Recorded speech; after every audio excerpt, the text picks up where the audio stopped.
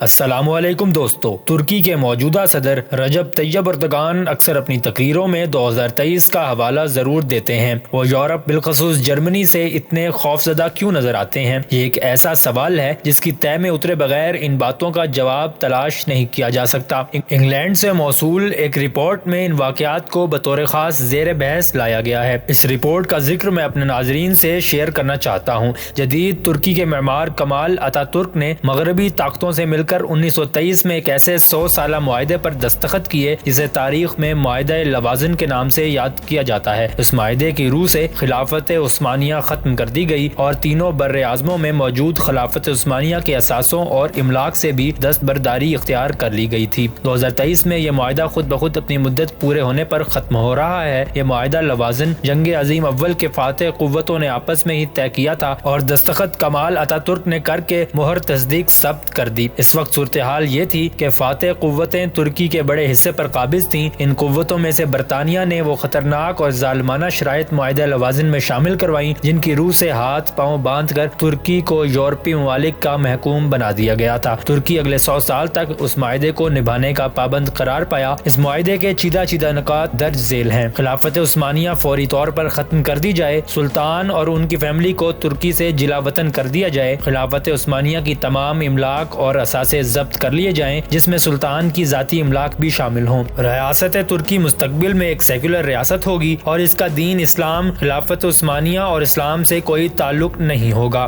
ترکی اپنے سرزمین اور سمندری حدود میں تیل کی تلاش نہیں کر سکے گا اور اپنی ضرورت کا تیل دوسرے ملکوں سے منگوانے کا پابند ہوگا۔ باسفورس عالمی سمندر میں شمار ہوگا اور ترکی یہاں سے گزرنے والے بحری جہازوں سے کسی بھی قسم کا کوئی ٹیکس وصول کرنے کا مجاز نہیں ہوگا۔ یاد رہے کہ باسفورس بحر اسود، بحر مرمرہ اور بحر متوسط کے درمیان میں وہ سمندر ہے جو عالمی تجارت کا مرکزی راستہ ہے، جہاں سے بحری جہازوں کے ذریعے دنیا کی کثیر تجارت ہوتی ہے۔ دوسرے لفظوں میں اس بحری راستے کو وہ اہمیت حاصل ہے جو مصر کی سوئز کنال کو دنیا میں حاصل ہے۔ تاریخ اس بات کی شاہد ہے کہ ترکی میں فوج اور عدلیہ کے باہمی ملاپ نے ترک معاشرے کو کس قدر مضبوطی سے جکڑ رکھا تھا کہ وہاں کھلے عام قرآن پاک پڑھنے کی بھی اجازت نہیں تھی، اور اگر سیکیورٹی اداروں کو پتہ چل جاتا کہ کسی گھر یا مقام پر قرآن کی تعلیم دی جا رہی ہے تو وہ گھر ہی بہک سرکار ضبط کر لیا جاتا۔ نماز کے حوالے سے بھی کہیں نرمی دیکھنے میں نہیں آئی، جبکہ روشن خیالی کا اس قدر چرچا تھا کہ سر پر دوپٹہ پہن کر کسی بھی سرکاری تقریب، سکول، کالج میں جانا سب سے بڑا جرم تصور کیا جاتا تھا۔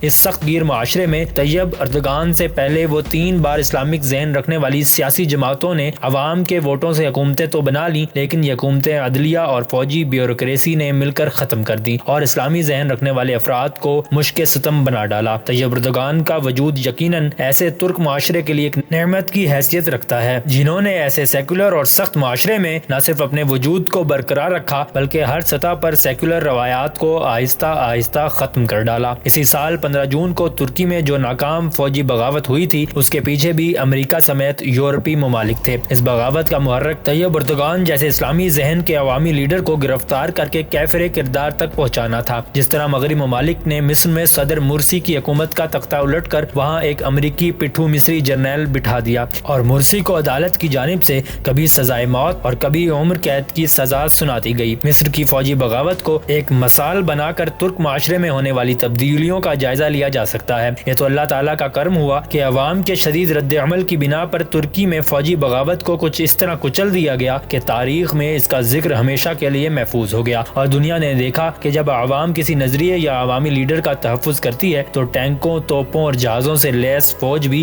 راکھ کا ڈھیر ثابت ہوتی ہے۔ فوج کے سامنے کھڑا ہونا کوئی معمولی بات نہیں ہے۔ پھر مسلم ممالک کے عوام تو فوجی بغاوت پر مٹھائیاں تقسیم کرنے میں مشہور ہیں۔ بطور خاص پاکستان میں جتنی مرتبہ بھی ماشاء اللہ نافذ ہوا تو عوام نے مزاحمت کی بجائے ہمیشہ مٹھائیاں بانٹ کر اپنی خوشی کا اظہار کیا۔ اس اعتبار سے رجب طیب اردگان دنیا اسلام کے وہ ہیرو ہیں جن کی پشت پر ترک عوام کھڑی ہو گئی۔ جس طرح عوام اور پولیس والوں نے باغی فوجیوں کو ٹینکوں سے نکال کر درگت بنائی، اس کو صدیوں تک بھلایا نہیں جا سکے گا۔ اگر یہ کہا جائے تو غلط نہ ہوگا کہ ترک قوم ایک بار پھر اردگان کی قیادت میں سلطنت عثمانیہ کے ظہور کی جانب لوٹ رہی ہے۔ قصہ مختصر یہ کہ جب رجب طیب اردگان ایک سے زائد بار یہ واضح کر چکے ہیں کہ 2023 کے بعد ترکی ایک کمزور اور بیمار ملک نہیں رہے گا بلکہ ایک طاقتور اور ترقی یافتہ ملک کی حیثیت سے ابھر کر یورپی سازشوں کے سامنے سینہ تان کر کھڑا ہوگا۔ ہم ترک سرزمین پر اپنی ضرورت کے مطابق تیل اور دیگر معدنیات بھی تلاش کریں گے اور نہر سویز کی طرح ایک ایسی نہر بھی کھودیں گے جو بحر اسود کو بحر مرمرا کے ساتھ ملا کر مربوط کرے گی۔ اس نہر کی کھدائی کے بعد ترکی یہاں سے گزرنے والے ہر بحری جہاز سے ٹیکس وصول کرے گا، جس سے ترک معیشت مضبوط سے مضبوط تر ہو جائے گی۔ اس صورتحال سے ساری کہانی واضح ہو جاتی ہے کہ مغرب کیوں اردگان کا اس قدر سخت دشمن بنا ہوا ہے اور مغرب کے اپنے مفادات کس طرف ہیں۔ اردگان کیوں ترکی کے لیے ایک پاورفل منتظم اور صدر چاہتے ہیں۔ طیب اردگان کا یہ خیال بالکل درست ہے کہ لولا لنگڑا اور کمزور صدر ترکی کے لیے زیادہ جرت مندی سے اہم ترین فیصلے نہیں کر پائے گا اور نہ ہی یورپی ممالک کی سازشوں کا مقابلہ کرنے کی اس میں جرت ہوگی۔ تجزیہ نگار کے مطابق یہ بات ترکی کے مفاد میں ہے کہ امریکی طرز پر صدارتی اختیارات سے لیس ترک فوج کا کمانڈر ان چیف اور قوم کا اعتماد رکھنے والا صدر ہو جو عالمی سطح پر ترکی کو اس کا آبرو مندانہ مقام دلا سکے۔ اس حوالے سے امریکی انٹیلیجنس رپورٹ کا بھی جائزہ لیتے چلیں جو پینٹاگون نے میڈیا کو جاری کی ہے، جس میں امریکی خباثت کس قدر چھپی ہوئی ہے اور امریکی کس طرح مسلم ممالک میں حکومتوں کا تختہ الٹنے اور وہاں اپنی کٹ پتلیوں کو منصب اقتدار پر بٹھانے کے لیے ہوم ورک کرتے رہتے ہیں۔ امریکی انٹیلیجنس رپورٹ کے مطابق 15 جون کو ترکی میں برپا ہونے والی بغاوت محض ڈرامہ تھا۔ اس جعلی بغاوت کے ذریعے ترکی کے صدر رجب طیب اردگان یورپ کے ساتھ دشمنی کی نمائش کرنا چاہتے تھے تاکہ ریفرنڈم سے پہلے اپنے ساتھیوں کو تیار کر سکیں۔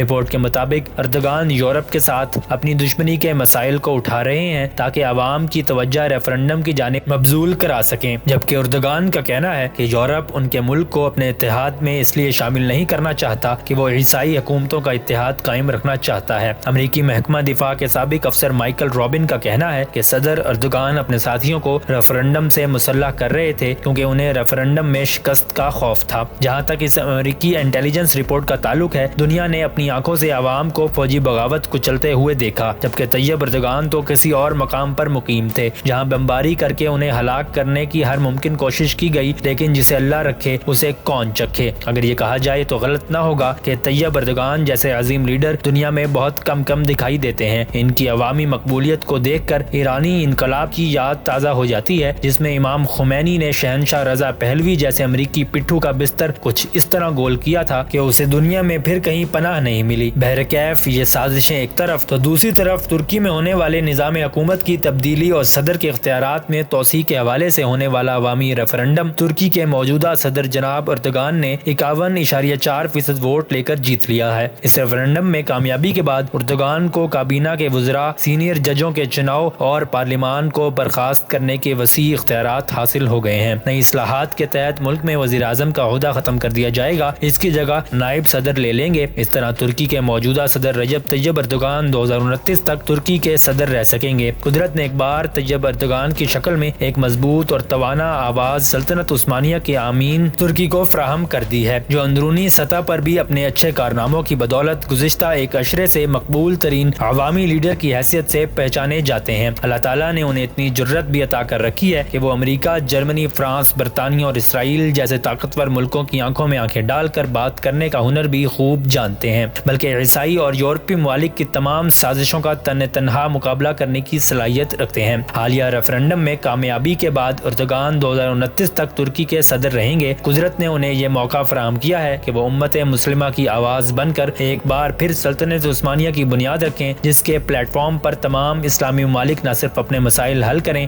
بلکہ امریکہ اور یورپی ممالک کی سازشوں کا ڈٹ کر مقابلہ بھی کریں۔ یہی وقت ہے کہ پاکستان، سعودی عرب، ایران کو بطور خاص اردگان کے ہاتھ مضبوط کرنے چاہیے اور کچھ عرصے کے لیے مسلکی مسائل اور اختلافات کو بالائے طاق رکھتے ہوئے مسلمان ہونے کا ثبوت دیں۔ اس وقت شام، عراق، یمن، لیبیا اور افغانستان میں جو نہ ختم ہونے والی خانہ جنگی جاری ہے، اختلافات کی اس آگ کو تبھی بجھایا جا سکتا ہے جب تمام مسلم ممالک ایک اقتصادی، معاشی اور عسکری گروپ کی شکل اختیار کر لیں اور اس اسلامی اتحادی فوج میں ایران کی شرکت بھی یقینی بنائیں۔ مجھے یوں محسوس ہوتا ہے کہ شاید قدرت کو 100 سال کے بعد بالآخر مسلمانوں پر رحم آ ہی گیا، جس کا اظہار بیمار اور کمزور ترکی کی جگہ ایک مرد آہن کی شکل میں ابھرے گا۔ اس کے باوجود کہ پاکستان ایک ایٹمی ملک ہے اور دنیا بھر میں اس کی افواج کو بہت قدر کی نگاہ سے دیکھا جاتا ہے، لیکن پاکستان کے نابالغ سیاسی قائدین اس قدر غیر ذمہ دار ہیں کہ باہمی اتحاد کو ہی ہمیشہ داؤ پر لگا کر رکھتے ہیں۔ دشمن کی سازشوں کو ناکام بنانے کی بجائے وہ آپس میں ہی الجھتے رہتے ہیں۔ یہی وجہ ہے کہ پاکستان ایٹمی ملک اور گوادر جیسے مقام رکھنے کے باوجود سیاسی عدم استحکام کا دن بدن شکار ہوتا جا رہا ہے،